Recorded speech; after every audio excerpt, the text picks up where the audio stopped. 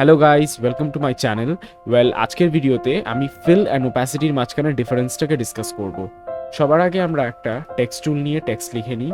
আমি এখানে নাম লিখছি ফিজি, যেটা কিনা আমার চ্যানেলের নাম। আর আমি টেক্সট সাইজটাকে বড় করে দিই একটু। নাও এবার যদি আমি এখানে ওপাসিটিটাকে ড্রপ ডাউন করি, তাহলে তোমরা দেখছো এটা ওপেক হয়ে এটা ট্রান্সপারেন্ট হয়ে যাচ্ছে। সেম জিনিস হয় যদি আমি ফিলটাকেও কমাই। তো what is the difference between opacity and fill? এটা হচ্ছে ডিফারেন্সটা খুবই সোজা।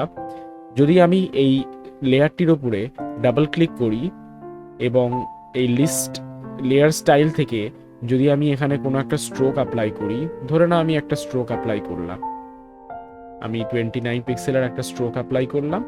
এবার যদি আমি ওপাসিটি কমাই, তাহলে তোমরা দেখবে পুরো লেয়ারের ওপাসিটিটা কমে যাচ্ছে। কিন্তু আমি যদি এখানে ফিলটা কমাই, তাহলে তোমরা দেখতে পাচ্ছ লেয়ারের ওপাসিটিটা কমছে, কিন্তু এর যে লেয়ার স্টাইলটা তার ওপাসিটিটা কিন্তু কমছে না। অর্থাৎ ফিল আমরা তখন ইউজ করি যখন আমরা লেয়ার স্টাইলটাকে রাখতে চাই এবং লেয়ারের কন্টেন্টটাকে হাঁটাতে চাই। এবার যদি আমি এটাকে আউট করে দিই, তোমরা দেখো কি সুন্দর একটা ইফেক্ট এসছে।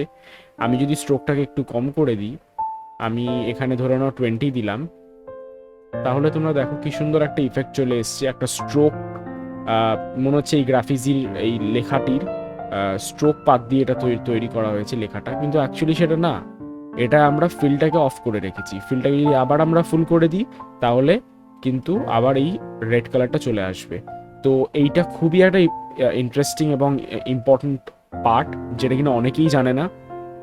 আমি যদি আবার ডাবল ক্লিক করে এখানে আমি যদি বেভেল অ্যান্ড এমবস করে দিই, এবারও যদি আমি ফিলটাকে কমাই, দেখো কি সুন্দর একটা এমবস, একটা শ্যাডো টাইপের ইফেক্ট এসছে।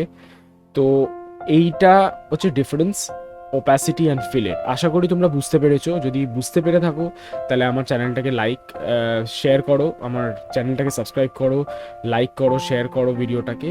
Thanks a lot for watching. Good bye.